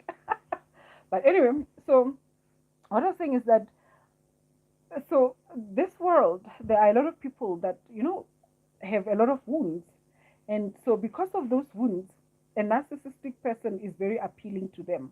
You understand? Because they don't know, about, wounds make you unconscious. So when you have these wounds, you become unconscious, and you become unconscious to the wounds themselves as well. And so you don't know why is it that you are attracted to certain types of people. Meanwhile, the reason why you're attracted to certain types of people is because of the wounds that you are carrying. And so usually if you have a lot of wounds, you will find narcissists attractive. And because there are a lot of people that are wounded in this world, narcissists have a lot of people that are attracted to them. You understand? A lot of people are attracted to narcissists because a lot of people are wounded. So what I was saying to you is that when you see narcissists, having a lot of pursuiters, having a lot of suitors, and both men and women, when you see a lot of people wanting to be around narcissists, don't take that as, because it's another illusion, and don't allow yourself to buy into it and be deceived by it to say, oh, okay, fine, so the narcissist, that means they are amazing, that means this is why a lot of people want them. No, a lot of people want narcissists because of what I've just explained now. So if you buy into that distortion, you are falling into that illusion. All right. And so you don't want to fall for that illusion, because when you fall into that illusion, you become easy prey for the narcissist and for the dark forces of life. Okay. So you come out of it, you tap into reality, and reality is that they are only attracted to each other because of the wounds. So the narcissist is attractive to people out there who are wounded. If you you are wounded, a narcissist will definitely be attractive to you, because you're not going to see anything wrong with all those things that are screaming red flag. You understand? You, as if you are all about the physical appearance, then when you see a narcissistic person, passing by there and they're looking amazing, because most narcissists look impeccable, because they put a lot of effort in their appearance, and also or their image, right? And also, the demonic forces of life also pump a whole lot of things on narcissists, because they get all wonderful things that most people don't get as well. That's another thing, another story for another time, but it's true, isn't it? A lot of narcissists are very good looking. Okay, so that's one of those things that happen them. You don't fall for that trap, because I promise you, it doesn't matter how good looking a narcissist is. It doesn't matter how rich they are. It doesn't matter. It doesn't matter what good, or benefit you get from a narcissist. The price that comes with whatever it is that they have to offer you is always 1,000 times far greater than what it is that you will be getting there. You understand? So it's not ideal to, want to um, I don't know, exalt a narcissist like that. So heal and integrate, right? Heal and integrate, so that you can see things for what they are, and so that you can be that person that says, even though everyone is going there, even though everyone wants that, everyone wants that person because of this and this and that. I'm not interested in that, because I'm looking for something substantial. I'm looking for something that has depth. I'm looking for something that is real, that is authentic, something that can be tried and tested. You understand? Or that has been tried and tested. You understand? That's what you then can do. Okay. You want to develop boundaries. This is so the first thing is healing and integrating. The second thing is you want to develop boundaries. All right.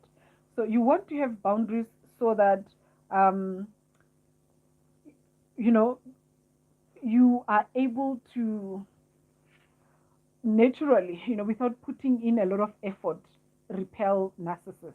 You understand?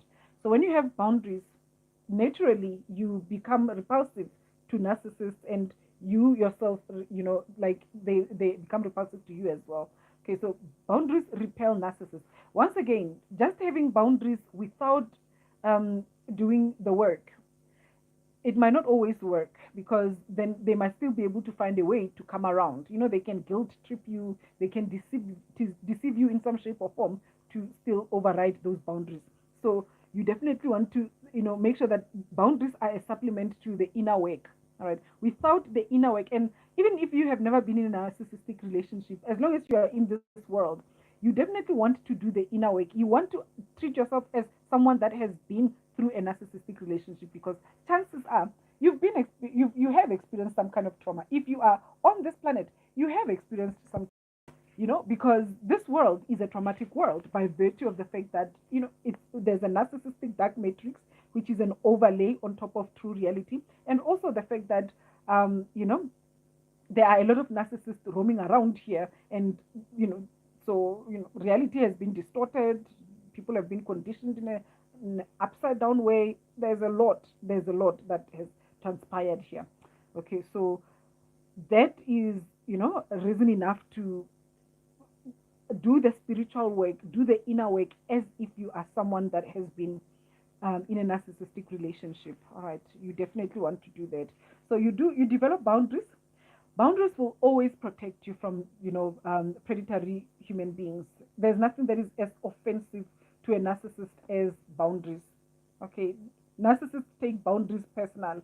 They take boundaries as an assault, because from a spiritual perspective, it is. You are saying to them, no, you cannot have my energy. And as you know, narcissists are so entitled. They really do believe that they deserve that energy. And so if you're telling them that they can't have your energy, your life force, then it's a problem to them.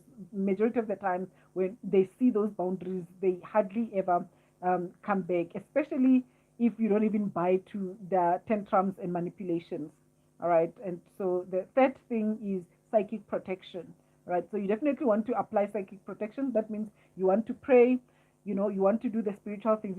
I'm a Christian mystic. I'm a conscious mystic.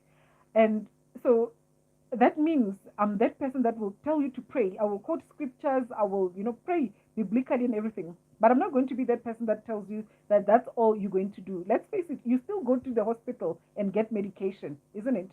So that means there are elements that work, the elements, they are here to serve a particular purpose, you know, and so we can still use the elements to assist us in this spiritual battle. So definitely apply that sage, you know, have your incense, do things that will clear your space, have those salt baths, whatever it is, Palo Santo, crystals, everything that you need to apply to make sure that you are safe and protected from spiritual dark forces. Do that. You understand? Do that. Um, develop discernment as well. You want to develop discernment. This is why this video is part of that development of discernment. You understand? Because when you understand how a narcissist thinks, that empowers you, with discernment. Discernment is a spiritual thing as well. So you can, I beg your pardon, you can, pray and ask God to give you discernment. You understand? And even, with regards to boundaries, psychic protection, prayer is also a psychic protection, a form of psychic protection as well. And I've got a lot of prayers as here on the channel. A lot of I've got some short videos that have prayers as well for protection, prayers against narcissistic evil spirits and everything, and also just on the main video page as well, there are some prayers as well, so you can do that. But discernment is something that you can ask God to give you, and God can give you that as well. Give me the eye to see, help me to see with your eyes, to see what I need to see in every situation. And another thing that also helps with discernment is not moving fast, because every relationship that comes very fast, someone comes with a whole lot of energy. Basically, if someone comes, too hot, that's a red flag. And if someone comes too slow, or they are on and off, they are just not very clear in their approach, that's also a red flag, isn't it? So if there's no consistency and all of that, so those things are a red flag. You are able to overcome such kind of things when you have learned discernment, because you have done the healing work, you have also developed boundaries. So that discernment, those boundaries, and that psychic protection helps you, pardon me, let me try this again. That healing and integration, that, those boundaries that you have, that psychic protection, that helps you with that discernment, because now, things are moving steadily. People are not, you are not dealing with things in the aftermath. You've exposed yourself to certain things, and then now you are, reflecting afterwards, in hindsight, to say, okay, this is what has happened. This is a boundary that has been violated here. But before certain things happen, you have already, preempted them and also prevented them. All right. So once again, so this video is about discernment. That this is what it really is. Think like a narcissist. What is a narcissist? This is a demon. What do they want? My energy. How are they trying to get it? By deceiving me. That's just the summary of this whole video.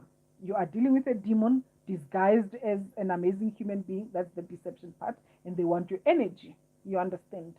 So when you got all these things in place, how on earth is a narcissist going to be able to have access to you? And as they are trying to have, access to you like that, you are able to catch on to them, because you've got all these controls in place.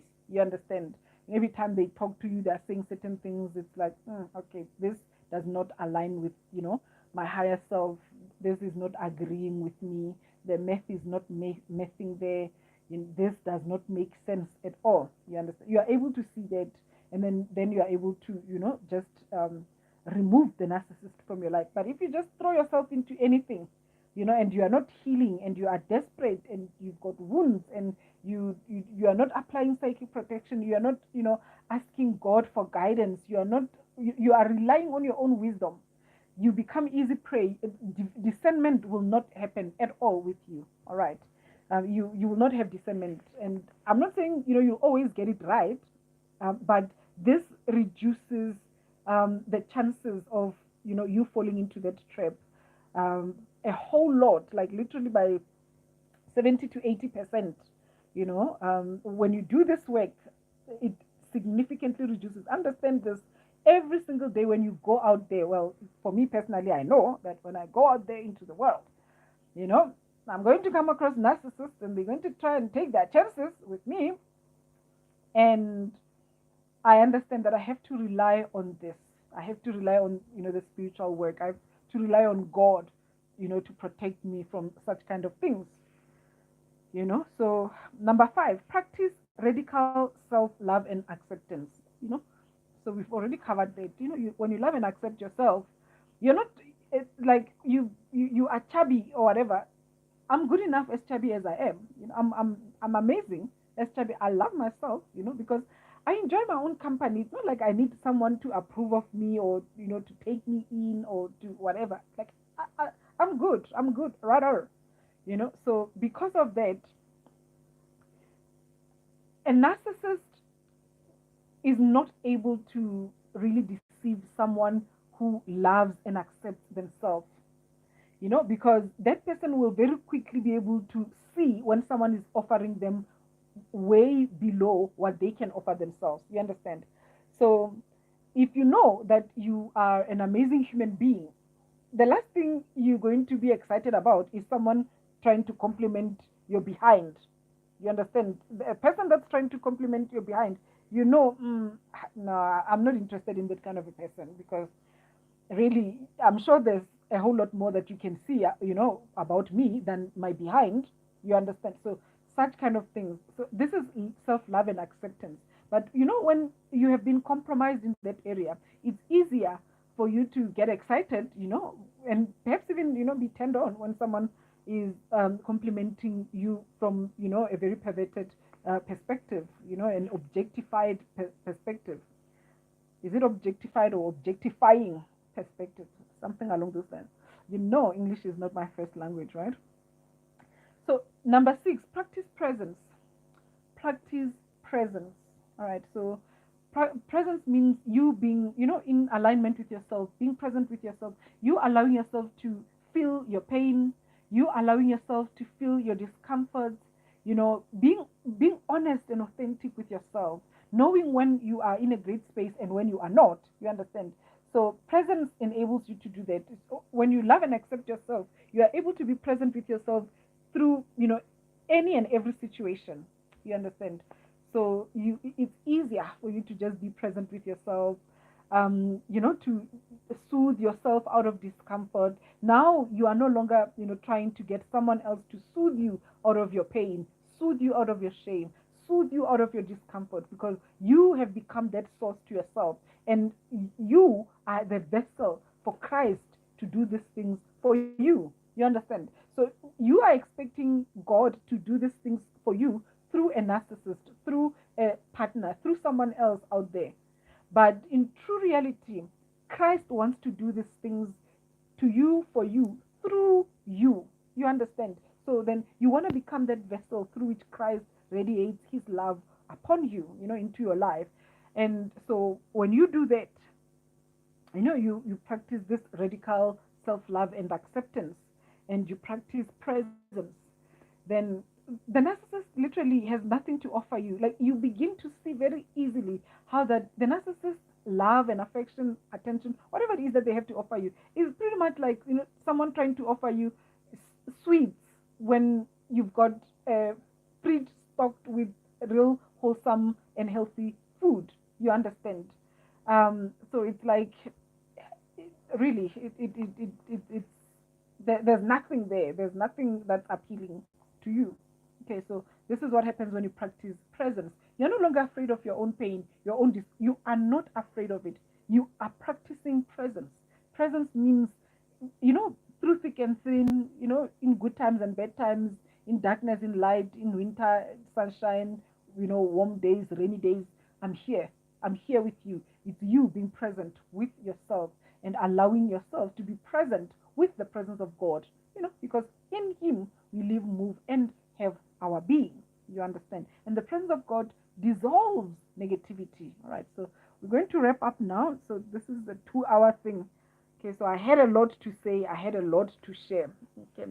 So we should be done by when the clock strikes 2 hours. We should be done. All right. So finally, number 7, develop a happiness routine. Make health and happiness a priority. All right. So basically, you are learning to prioritize yourself, because how this world, the narcissistic dark matrix, has conditioned human beings is to basically always be out of sorts, always be all over the place, and so you haven't learned, most human beings haven't learned to be present with themselves. They haven't learned to be home with themselves, to be in that place where they know how to prioritize themselves, their inner well-being, their happiness, their health as well. you know it's all about focusing on, you know when you are working for a narcissist, for example, if you have a narcissist as your boss, what often happens is that that narcissist, because they are tyrannical and demonic beings, they are able to sense when you are at peace, when you are happy. So they are always keeping you edgy, because that's why they became the boss, that's why they opened that company, that's why they moved up that corporate ladder, is so that they can wreak havoc in as many people's lives as possible. So as long as you are on that person's payroll, they're making sure that they're keeping you on your toes. They're making sure that you are never at a point where you are feeling rested, at peace, within yourself. You understand? And so you want to get to that point where you learn how to, prioritize yourself, how to breathe, how to the present moment. And so you schedule your day in a way that you are still going to have those moments, throughout the day, where you are able to breathe, where you are able to laugh, where you are able to disconnect from the problems, of the world, of life, and all of that. I beg your pardon. And you are just able to just, enjoy the present moment. Pardon me. Because the narcissistic dark matrix wants people to be edgy, to be anxious, to be tense, to be really unhappy. You understand? It's like we've been conditioned to be unhappy. And so you want to undo that conditioning, and you want to allow yourself to learn how to be happy, so that when someone comes offering you anything less than true joy and happiness, not that sugary, 5 minute love bombing happiness that the narcissist offers, but true, genuine, authentic happiness, that peaceful state, where there is no drama, where there is no, things going upside down, and also the love is not that, very, it's almost like a high, a sugar high kind of, feeling. So when you do these things, know what true happiness is, and you are able to see the difference between that and false, happiness, fake happiness, superficial happiness. And because of that, once again, then you are able to see what the narcissist is offering you. Really, it's nothing in comparison to what you have always had to begin with. So you don't bite, you don't buy into what the narcissist is offering. Right? So a happiness routine means you are making time every day to be happy. You understand? You are slotting in to your schedule time to be happy, time to laugh, time to just, also to focus on yourself, time to do the inner work, so you make sure that there's time for all of these things. So you don't sacrifice anything for the other one. You make sure that everything is covered there. There's time to be happy, there's time to do inner work, there's time to rest, there's time to all of these things. You make sure that you have a happiness routine. You keep yourself in as high a vibrational frequencies. So you are taking responsibility for your life. You're not making it someone else's responsibility anymore. All right. So you are making yourself a priority. You are prioritizing your well-being. It's no longer the narcissist's responsibility. It's no longer your partner's responsibility, your friend, your boss, your whoever's responsibility. It's your own responsibility to make yourself happy. All right. And so I do beg your pardon. So that's basically that. To summarize, the first thing, you heal and integrate. This is how you act as an empath. So you're no longer that empath that's just all love and light and namaste to everyone and everything. You understand all love and light to everyone, namaste, everything to everyone. Yes, we are all one, we are all connected, we are all amazing human beings. However, all of that exists at a higher dimension, at a higher level. We are calling that higher dimension in, but we are acknowledging, because we are not getting trapped in illusions, right? We are not falling for the lies where we are now supposed to treat each other as if there are no narcissists in this world. Okay, there are narcissists in this world, and because there are narcissists in this world, we are operating in kind. We are making sure, or appropriate, dealing with that appropriately. Sometimes this English just, it off ramps. All right, so that's what you want to do. You want to make sure that you acknowledge at a higher state, that at a higher level, that we are all one. It's all one. The narcissist is reflecting something in me. The narcissist is mirroring something, and the narcissist is a teacher. It's amazing, and all those beautiful. You do that at a higher level, but you also acknowledge that here on the ground, in the physical realm, in the everyday life, what we are dealing with is a situation where there are just demonic entities that are trying to prey on us. So we are protecting ourselves. We are doing everything. Okay. So we heal and integrate, number one. Number two, we develop boundaries. Number three, we apply psychic protection. Number four, we develop discernment. Number five, we practice radical self-acceptance. Number six, we practice presence. Number seven, we develop a happiness routine. We make health and happiness a priority. That's what we do. Okay, so that's how we act as empaths. We are not giving of ourselves anymore. We are becoming withdrawn. We are becoming contained. We are becoming, quote unquote, selfish. All right, there's nothing wrong with. So when you're dealing with this world here, everyone should be receiving what they need to receive from God, not from you. All right, they should be receiving what they need to receive from God. From you, all that they can expect is to love them. And I promise you, majority of the time, the greatest love that you can ever offer to the next person is to say no to them. All right. So that's pretty much it. Let's see if we can quickly summarize, and then we close this. How to think as a narcissist. All right. So there are three things that narcissists, let's talk about what narcissists are first. So narcissists are those demonic beings, demonic entities. They want our energies, and they get that energy through deception. All right, that's how they go about getting that energy. This is how narcissists think as well. Okay, they think like predators, demonic entities, because that's what they are. They want energy because that's what predatory, demonic entities do. And they go about deceiving people to be able to get that energy, because that's how demonic predatory entities operate. And then with regards to how then do we respond as empaths, we protect ourselves because we are carrying gold. Empathy. I'm sure I'm gonna do a video in good time about empathy, understanding what empathy is, because if we knew what empathy is, yeah, we wouldn't be doing a lot of things that we're doing. We want to protect this gold that we are carrying, which this empathy is. All right, and so we make sure that we do all those seven things that I mentioned, and so we are no longer availing ourselves to be fed upon by narcissists. Narcissists would say to you, if you were a loving person, you wouldn't be trying to block people off. You block people off. That's how you show your love. All right. Even with a little child, you don't just give a child every single thing.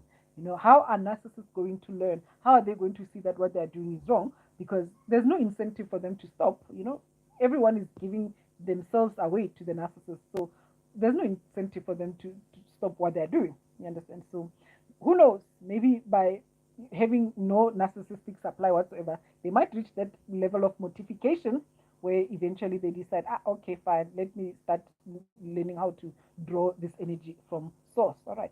Think like a narcissist, but act like an empath. You are sensitive, you are amazing, you are beautiful, you are radiant. Protect yourself. All right. It's a war that we are on. It's a spiritual war, the war between light and darkness. All right. So that's really what we are dealing with. Thank you so much, Soul Tribe, Soul Family, for spending time with me on this transmission. I appreciate your time. And so until next time, remember, Christ consciousness is the new frontier. So until next time, namaste. Om